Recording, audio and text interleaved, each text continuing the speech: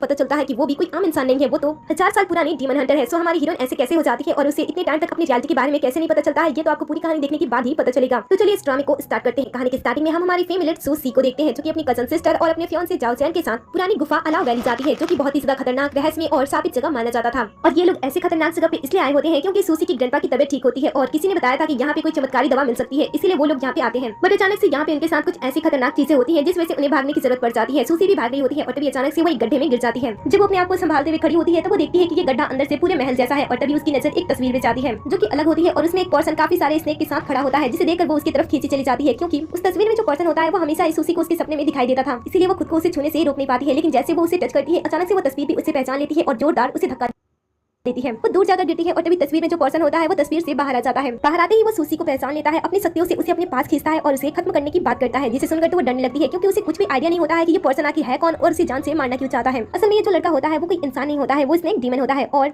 1000 साल पहले जब सूसी डीमन हंटर थी तब उसने अपने पावर का यूज करते हुए स्नेक डीमन को हराया ही नहीं होता है, बल्कि जब वो जख्मी हालत में होता है तब वो अपने पावर का यूज करते हुए उसे एक तस्वीर में कैद कर देती है, जिसके बाद स्नेक डीमन पूरे 1000 साल से ज्यादा उस तस्वीर में कैद रहा। इसीलिए वो उसे देखते ही खत्म करने की बात करता है और साथ ही उसके हाथ में जो उसका पालतू सांप होता है वो भी उसे खत्म करने की ही बात कर रहा होता है। सूसी जब किसी पर्सन के हाथ में ऐसे सांप को बोलते हुए देखती है वो तो डर के मारे यहाँ से भागने की कोशिश करती है, लेकिन स्नेक डीमन उसके गले को पकड़ लेता है, उसका गला घोटकर उसे जान से मारने की कोशिश करता है। लेकिन जितने पावर से वो उसके गले को प्रेस कर रहा होता है उतने ही फोर्स से कोई अनजानी सी शक्ति उसके भी गले को प्रेस कर रही होती है। उसका दम घुटने लगता है और वो सूसी को छोड़ देता है। उसी वक्त अचानक से सूसी के हाथों पे एक टैटू उभरकर सामने आता है, जिसे देखकर स्नेक डीमन हैरान हो जाता है। वो उसे देखता है और पता चलता है कि ये सांपों के वंश का सिंबल है और उसके हाथ में भी सेम ऐसा ही टैटू होता है। इसका मतलब है कि वो दोनों एक अनचाहे रिश्ते में बन चुके हैं, जिसके बाद अब स्नेक डीमन अगर उसे मारता है तो उल्टा उसे नुकसान झेलना पड़ेगा। इससे तो वो बहुत ही ज्यादा गुस्सा होता है क्योंकि वो सूसी से बदला लेना चाहता था और अब वो ऐसे कंडीशन में आ चुका होता है जिस वजह से वो उसे छोटा सा नुकसान भी नहीं पहुंचा सकता है, क्योंकि अगर वो उसे कोई नुकसान पहुंचाने की या फिर उसे जान से मारने की कोशिश करता है तो उसके साथ वो भी मारा जाएगा। वो हैरान होकर परेशान खड़ा होता है। सूसी उसे देखती है, अपने हाथ में बनी हुई टैटू को देखती है और यहाँ से भागने की कोशिश करती है। साथ में वो चीख भी रही होती है। थोड़ी देर दूर जाने के बाद वो उसे डराने की कोशिश भी करती है, लेकिन स्नेक डीमन अपने पावर का यूज करते हुए उसके हाथ में जो लकड़ी होती है उसे गायब कर देता है। ये देखकर वो फिर से चीखने लगती है। तब स्नेक डीमन उसे शांत करता है और अपने बारे में बताता है। वो इसके बारे में सोच रही होती है, तभी वो गायब होते हुए उसके पास आ जाता है। इससे वो फिर से चीखने लगती है और तभी वो स्नेक डीमन को उसके असली पहचान में देखती है, जिसे देखकर तो बेचारी की जान सूख जाती है